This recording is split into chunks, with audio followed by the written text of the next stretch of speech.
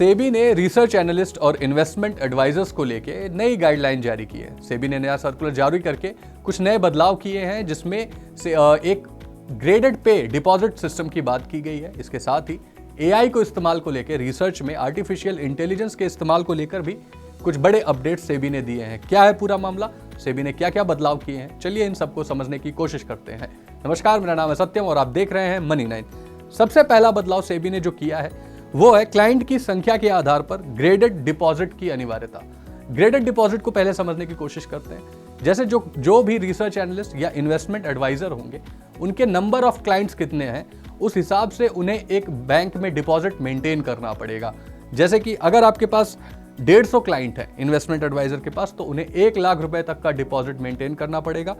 150 से 300 तक अगर क्लाइंट्स हैं तो 2 लाख का, 300 से 1000 कस्टमर्स हैं या क्लाइंट्स हैं तो 5 लाख का डिपॉजिट, और 1000 से ऊपर अगर क्लाइंट्स होते हैं आपके पास तो आपको 10 लाख तक का डिपॉजिट, यानी कि इन्वेस्टमेंट एडवाइजर्स और रिसर्च एनालिस्ट को 10 लाख तक का डिपॉजिट मेंटेन करना पड़ेगा। इसके बाद से ये जो डिपॉजिट मेंटेन करना है, ये जो नए इन्वेस्टमेंट एडवाइजर आएंगे उन्हें फौरन करना होगा, यानी अगर आप सर्टिफिकेशन लेते हैं तो आपको तुरंत ही ये मेंटेन करना पड़ेगा। लेकिन जो पुराने इन्वेस्टमेंट एडवाइजर्स और रिसर्च एनालिस्ट हैं, उनके लिए 30 जून 2025 तक का समय दिया गया है, वो तब तक इस डिपॉजिट को मेंटेन कर सकते हैं। इसके बाद एक और बड़ा अपडेट आया है इसमें, जिसमें रिसर्च एनालिस्ट और इन्वेस्टमेंट एडवाइजर, ये 2 सर्विसेज हैं, लेकिन अब आप इन दोनों के लिए रजिस्ट्रेशन एक साथ करा सकते हैं। डुअल रजिस्ट्रेशन की अनुमति सेबी ने दी है, यानी कि आपको रिसर्च एनालिस्ट के तौर पर भी और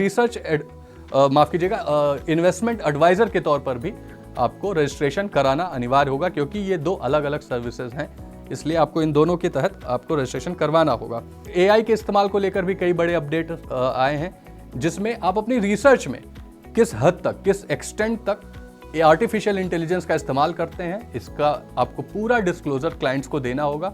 जैसे कि कई सारी रिसर्च ग्रुप में जो आजकल एल्गो ट्रेडिंग बहुत पॉपुलर हो रही है, इसके अलावा चैट जीपीटी और अदर एआई टूल्स के जरिए डेटा को एनालाइज किया जा रहा है, तो इन सब पर भी सेबी ने एक बड़ा अपडेट उठाया कि आप किस हद तक, क्या आप स्टॉक ही पूछ रहे हैं एआई से, या फिर आप उनको रिसर्च करने के लिए गाइड कर रहे हैं, उसकी हेल्प ले रहे हैं, आप किस हद तक अपनी रिसर्च में, अपनी सर्विसेज में एआई का इस्तेमाल कर रहे हैं, इसको लेके आपको पूरी जानकारी देनी होगी अपने क्लाइंट्स को। और इसके साथ ही डेटा की सिक्योरिटी, आप अपने क्लाइंट्स के डेटा को सिक्योर भी करना होगा, ये भी फर्म्स के लिए अनिवार्य कर दिया गया है।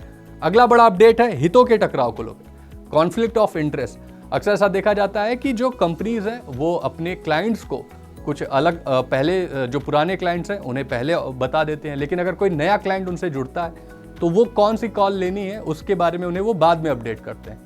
ऐसे में अगर आप ने पहले सजेस्ट किया है तो आपको नए क्लाइंट्स को भी तुरंत ही बताना होगा कि नहीं, हमने ये लोअर लेवल्स पे ये स्टॉक सजेस्ट कर रखा है। यानी कि हितों के टकराव को लेकर अगर आपने एक कॉन्फ्लिक्ट ऑफ इंटरेस्ट हो रहा है तो उसको लेकर पूरी जानकारी देनी होगी। इसके अलावा आपको एक ऑडिट भी कराना होगा हर फाइनेंशियल ईयर में एक बार, और ये फाइनेंशियल ईयर खत्म होने के 6 महीने बाद तक आपको ऑडिट करके उसकी रिपोर्ट अपनी वेबसाइट पर पब्लिश करनी होगी। यानी कि इसी क्रम में वेबसाइट बनाना भी अब इन्वेस्टमेंट एडवाइजर्स और रिसर्च एनालिस्ट के लिए अनिवार्य कर दिया गया है। आपको अगर आपकी ऑडिट में कुछ नेगेटिव न्यूज़ आती है तो वो भी आपको अपनी वेबसाइट पर डालना होगा। हर कंपनी को अपनी वेबसाइट बनानी होगी, सारे डिस्क्लोजर्स, सारी डिटेल्स आपको अपनी वेबसाइट पर डालनी होगी। और एक बड़ा अपडेट कि आपको अपनी क्लाइंट्स का, अपने सारे कस्टमर्स का केवाईसी भी करना अनिवार्य होगा। तो ये कुछ बड़े बदलाव हैं जो सेबी ने किए हैं रिसर्च एनालिस्ट और इन्वेस्टमेंट एडवाइजर्स के लिए। आपका सेबी के इस कदम पर क्या व्यू है, हमें कमेंट में जरूर बताएं। वैसे ही वीडियोस के लिए देखते रहें मनी 9।